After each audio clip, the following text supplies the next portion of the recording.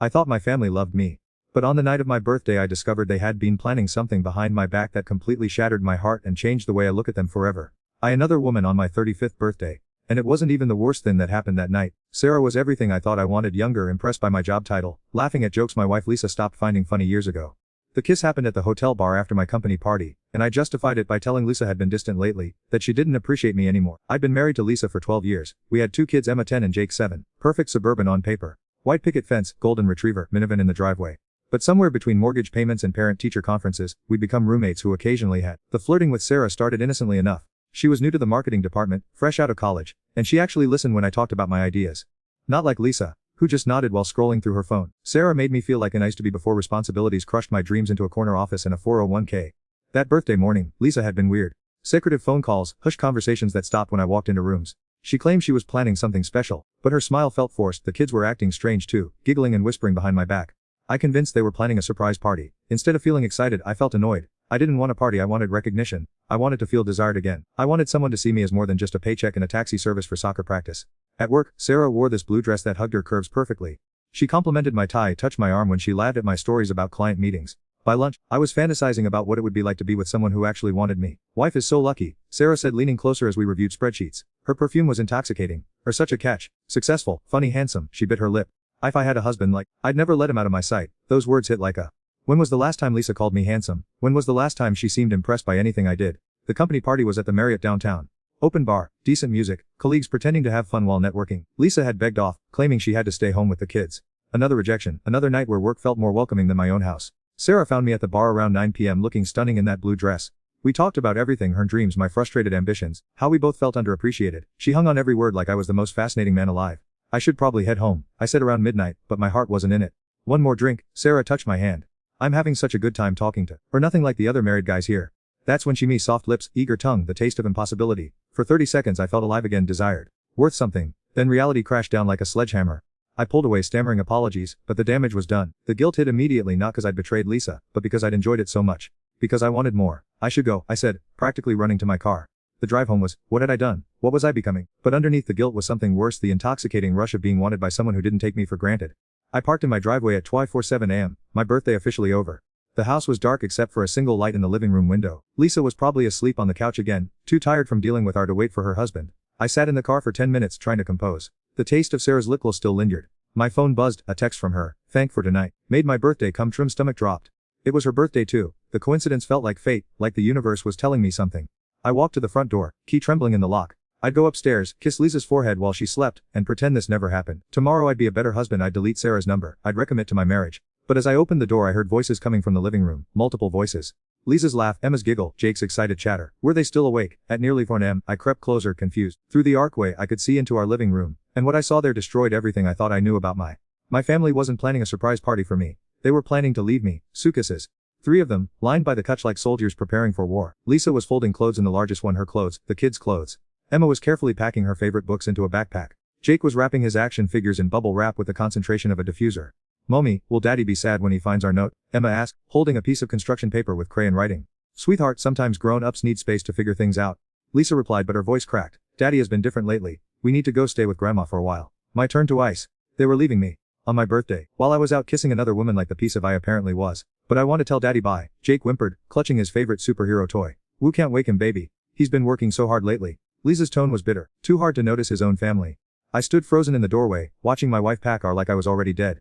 The guilt from Sarah's kiss multiplied by 1,000. They didn't know about the cheating yet, but they knew something was wrong. I'd been so consumed with feeling unappreciated that I'd missed the signs that my family was falling apart. Will we come back for Christmas? Emma asked. Lisa paused her packing. I don't know, honey. That depends on whether Daddy wants to be part of this family anymore. The words hit like a sledgehammer to my chest. I wanted to rush in to explain, to beg them not to go. But my feet felt welded to the floor.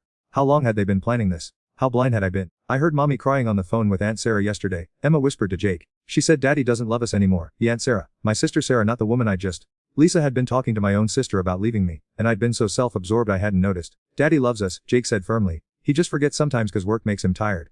Out of the mouths of my 7-year-old son understood me better than I understood. Lisa sat heavily on the couch looking exhausted. Kids, go brush teeth. We need to leave soon. In the middle of the night, Emma asked. It's easier this way. Less complicated. As the kids trudged upstairs, Lisa pulled out her phone and dialed a number. I could hear my sister's voice through the speaker. We're almost ready, Lisa said quietly. The kids are scared, but they know something's been wrong for months. I just can't pretend anymore, Sarah. He comes home later and later when he comes home at all. He looks through me like I'm furniture. The kids ask why daddy doesn't play with them anymore, and I don't know what to tell them. My sister's voice was gentle but firm. You're doing the right thing, Lisa. All deserve better than a man who's already checked out of his marriage. I keep hoping he'll notice we're struggling. That he'll ask what's wrong, or suggest counseling, or just try. But it's like he's a ghost living in our house. Maybe some space will wake him, my sister said. Maybe not, but can't sacrifice happiness and the kids' well-being waiting for him to remember he has a family. Lisa started crying then. Soft, heartbroken sobs that threw me like glass. I love him, Sarah, I still love him so much. But I can't be married to someone who doesn't see me anymore. I wanted to burst through that doorway and hold her, to promise I'd change, to beg her to give me one more chance.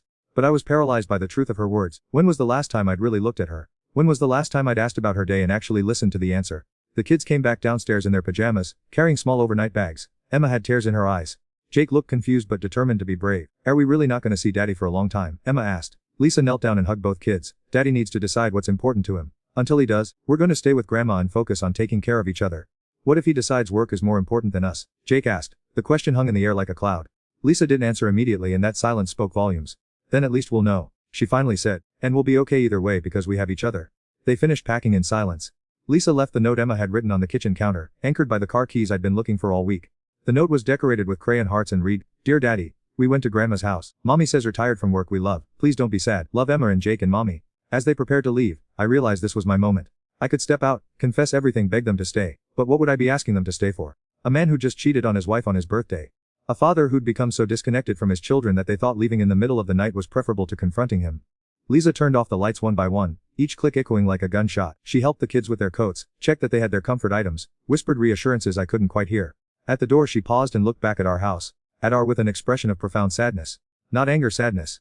Like she was mourning someone who was already dead. Goodbye, Michael. She whispered to the empty air. I hope find whatever it is you're looking for. The door closed with a soft click through the window. I watched my wife load her children in her car at 20:15 a.m. on the day after my birthday. Jake waved at the house as they drove away, still hoping his daddy might see him. I stood alone in my empty home, the taste of another woman's kiss still on my lips, watching my family disappear into the night. And the worst part, some sick part of me felt relieved. That's when I knew I was truly lost. I called in sick the next morning and spent the day wandering through my empty house like a ghost haunting his own. The silence was deafening. No cartoons blaring from the TV. No arguments about breakfast choices. No rushed kisses goodbye as everyone scattered to their daily responsibilities. I found in Emma's room, staring at the carefully made bed she'd never slept in. Her bookshelf was half empty. She'd taken her favorites but left behind the books she'd outgrown. A silent message that maybe she was outgrowing me too. Jake's room was worse. His action figures were arranged in battle formations on his desk, like tiny soldiers standing guard over the fort he'd built out of couch cushions. The fort was still there, waiting for him to come home and play. He wasn't coming home. I tried calling Lisa around noon, but it went straight to voicemail. Lisa, please call me back, we need to talk. I can explain. But what explanation could I give? That I'd been feeling neglected. That a younger woman had made me feel special. That I'd someone else on the same night my family was packing to leave me. My phone buzzed with a text. Sarah, the other Sarah, the one who'd tasted like in bad decisions. Had an amazing time last night. Can't stop thinking about coffee today. I stared at the message for 20 minutes before deleting it. Then I blocked her number. Too little, too late seemed to be my specialty. By evening my sister called the confrontation I'd been dreading. What were her first words? Do you have any idea what done to that woman, to those kids? Sarah, no, listen. Lisa called me 6 months ago crying because missed Jake school play again. She said we're becoming a stranger in own house. I told her to give time, that work stress passes. But it never passed, did it? 6 months. They'd been planning this for 6 months while I was fantasizing about office flirtations. She didn't want to break the family. My sister continued. She kept hoping notice. She got her hair the way you used to like it. She planned date nights that canceled. She tried everything short of setting herself on fire to get attention. I didn't know. Because didn't want to know. We're too busy feeling sorry to see that wife was drowning. The accusations hit home because they were true. I had noticed Lisa's new haircut and thought it looked nice, but I'd been on my phone when I said so. I remembered the canceled date nights. There had always been a work emergency, a client crisis, something more important than my marriage.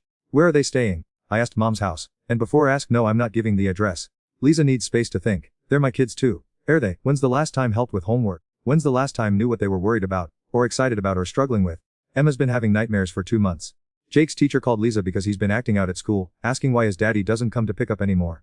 Each word was a twist. My children had been too absorbed in my own perceived to notice. I can change, I said weakly. Can, because Lisa found something interesting when she was packing. My froze. Had she found evidence of my emotional affair? Hotel receipts, inappropriate text. She found old journal from when Emma was born.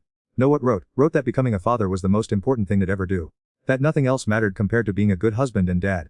Wrote that rather than become like own father, distant, critical, absent. I remembered writing that. I remembered meaning every word. Congratulations, Michael. Became exactly what swore never be. She hung. I found that journal buried in my desk drawer, underneath old tax returns and forgotten business cards. My handwriting from 10 years ago looked young, optimistic. The man who'd written those words had been so sure he'd never let work consume him, never take his family for granted, never become another suburban dad sleepwalking through his responsibilities. Emma Rose Mitchell, born today at 347, I'd written. Or Sen Albs, 2 rows of pure perfection. When she grabbed my finger tiny hand, I understood what love really means. Lisa was incredible, so strong, so beautiful, so brave. I promised to be the husband she deserves and the father Emma needs. Nothing will ever be more important than this family. I'd broken every promise to that naive younger self. The house felt like a mausoleum. I ordered pizza for dinner and ate it standing over the sink, remembering all the family dinners I'd rushed through while checking emails. Lisa used to insist we eat together every night, phones put away, sharing stories about our days. When had I stopped participating in those conversations? When had I started seeing family dinner as an obligation instead of the highlight of my day? Sleep was impossible. I lay in our king-sized bed, my bed now staring at the ceiling. Lisa's pillow still smelled like her shampoo. Her book was still on the nightstand, bookmarked at chapter 7 of some romance novel where the husband probably paid attention to his wife. Around 2 a.m., I got and walked through the house again. In the kitchen, I noticed things I'd somehow missed for months. Lisa had put new photos of the kids on the refrigerator, Jake's soccer team picture, Emma's art project from school, a family photo from last Christmas where I was checking my phone while everyone else smiled at the camera. On the counter was a stack of Emma's school papers I'd never seen. Math tests with star stickers, creative writing assignments about her family. I read one story titled, My Hero, expecting to be about some cartoon character. It was about Lisa. My mom is my hero because she makes the best pancakes and reads to me every night and drives me to dance class even when she's tired from work. She gives the best hugs when I'm sad and she never forgets important things. She works hard to take care of our family and she loves us even when we're grumpy. My mom is beautiful inside and outside and I want to be just like her when I grow. No mention of me at all. I was a ghost in my own family story. The days blurred together. I went to work and pretended everything was normal, but colleagues noticed I was distracted. Sarah, the other Sarah, tried to approach me a few times before finally getting the message that whatever had happened at the hotel bar was over. 2 weeks after they left, I finally got a call from Lisa. The kids want to talk to, she said without preamble. Emma's voice was small and careful. Daddy, are okay, mommy says are sad. I'm fine sweetheart, I miss so much how we're doing at grandma's. It's okay. She makes chocolate chip cookies every day. Jake's been crying at night though. He thinks it's his fault, didn't want to live with us anymore. The words gutted me. Emma, honey, this isn't anyone's fault. Daddy made some mistakes and now I have to figure out how to fix them. Can fix them soon. I miss sleeping in my own bed. I'm trying baby. Can put Jake on. My son's voice was even smaller than Emma's. Daddy, are coming to my soccer game on Saturday. I'd forgotten about his game.